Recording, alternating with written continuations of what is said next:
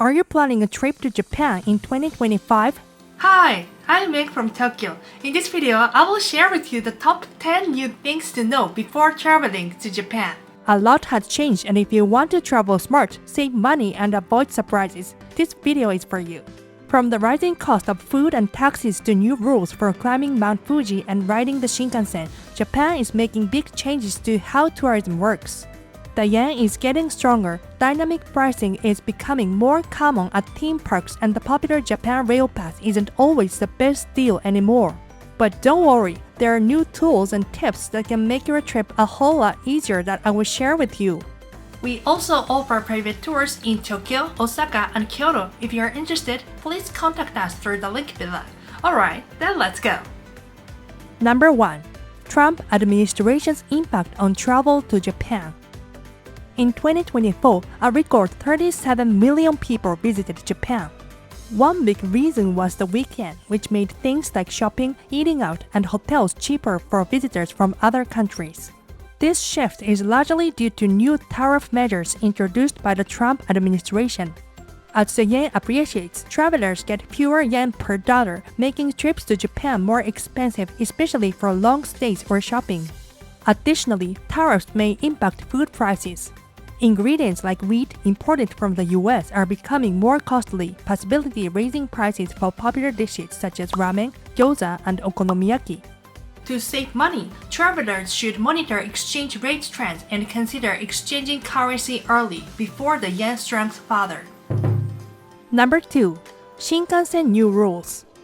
As I have mentioned several times in my video in the past, advance reservations were required for passengers bringing large suitcases on the Shinkansen from Tokyo to Kyoto or Osaka. In practice, however, there were frequent problems with people who didn't know the rules and used the reserved luggage space without permission. Against this backdrop, luggage storage areas that can be used without prior reservations will be introduced on a trial basis starting July 1, 2025. While this will allow anyone to store their luggage, there are concerns that the first-come, first-served system may cause new confusion. If you want to make sure your large suitcase is stored safely, the most reliable option is to book a seat with oversized luggage space. However, since the number of these seats is limited, your preferred train may already be full by the time you arrive in Japan. I recommend making a reservation as early as possible through a Shinkansen reservation site such as Smart EX. Number 3. Alternative to Japan Rail Pass. A new 10-day version of the JR East Pass Tohoku area was introduced on May 15, 2025 to meet the needs of travelers who want to explore the Tohoku region more extensively. Originally, this pass was offered to foreign visitors to Japan, but it was previously only valid for 5 days, which some found insufficient for touring the entire Tohoku region. The Tohoku area is vast, covering prefectures such as Aomori, Akita, Yamagata, and Fukushima, and required several days to travel through comfortably. Now that the 10-day pass has been introduced, travelers starting from Narita Airport or Tokyo Station can efficiently visit destinations such as Aomori, Sendai, Yamagata, Aizu Wakamatsu, and Nikko using the Tohoku Shinkansen and local trains. Although this regional pass may not be as economical as the nationwide Japan Rail Pass, it is a great value if you're planning a round-trip tour focusing on the Tohoku region. Number 4. More facilities adopting dynamic pricing. In recent years, the introduction of dynamic pricing has been spreading in Japan, especially at theme parks and tourist attractions. This system adjusts ticket prices based on the day of the week, season, and crowd levels, with the goal of reducing congestion and optimizing revenue. Tokyo Disneyland and Universal Studios Japan introduced this system several years ago, but the trend is expected to expand further after April 2025. For example, Shibuya Sky has begun setting prices based on the time of day. Admission after 3 p.m. now costs 500 yen more.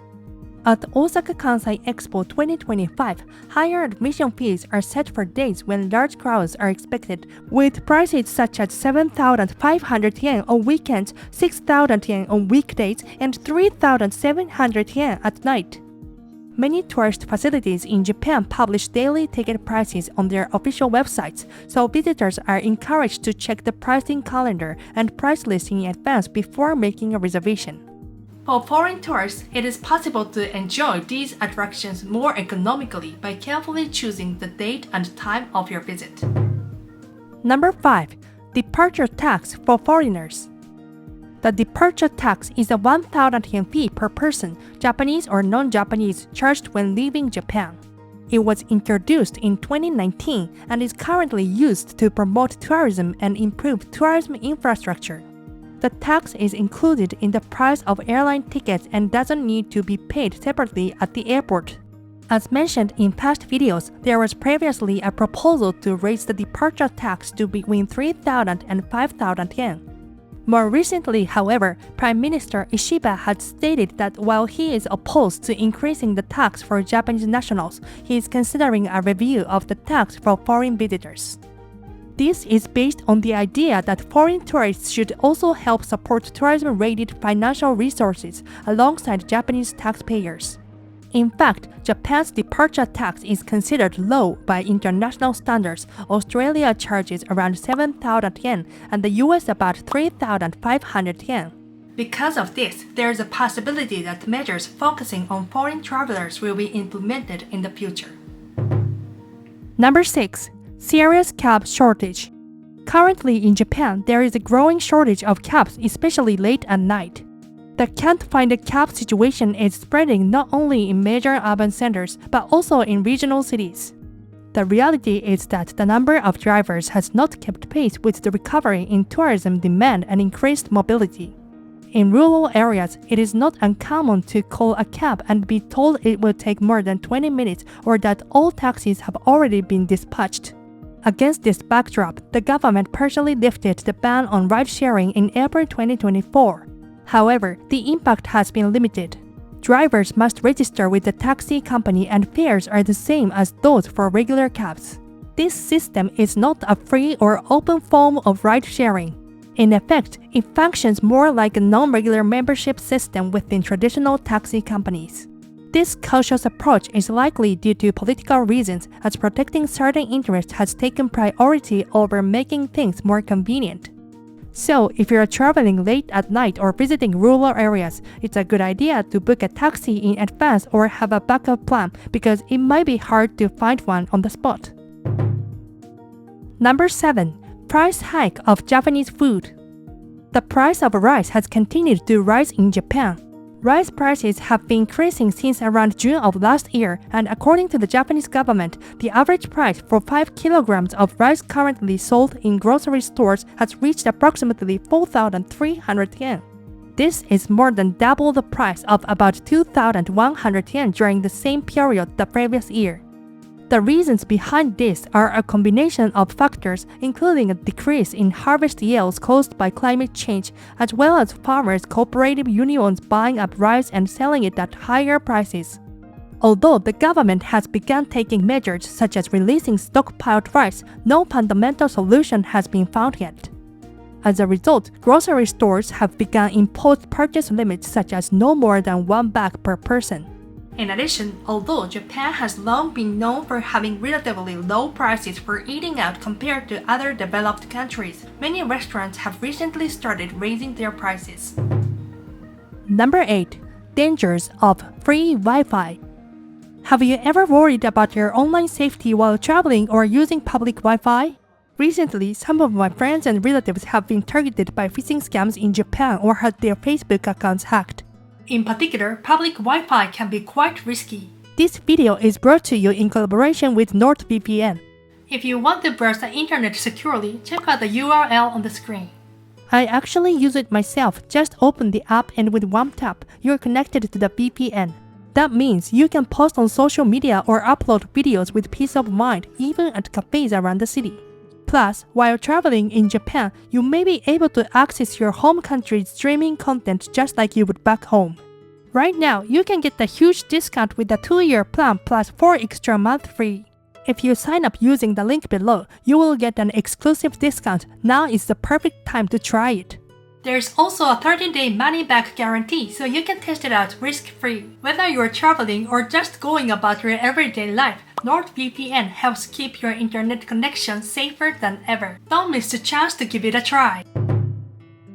Number 9. How to simplify your Shinkansen experience.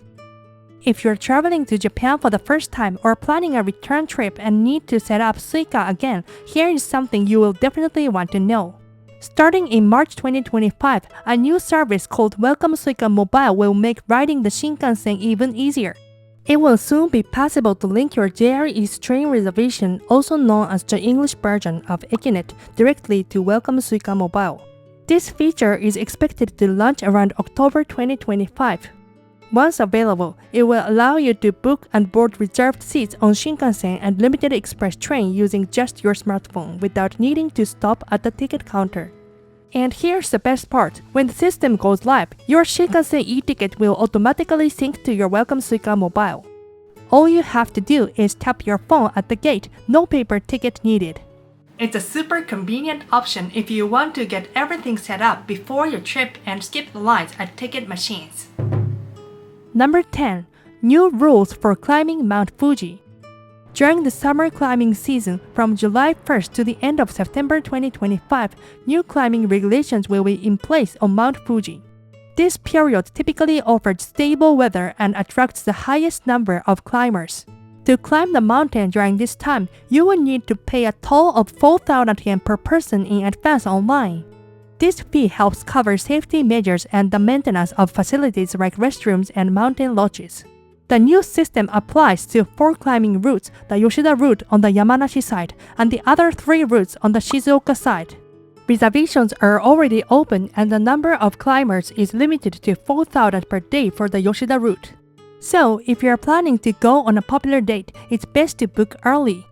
Also, even if you're joining a guided tour, you may still need to pay the toll separately, so be sure to check the details before booking. That's all for today. Don't forget to subscribe and like button. See you at the next video.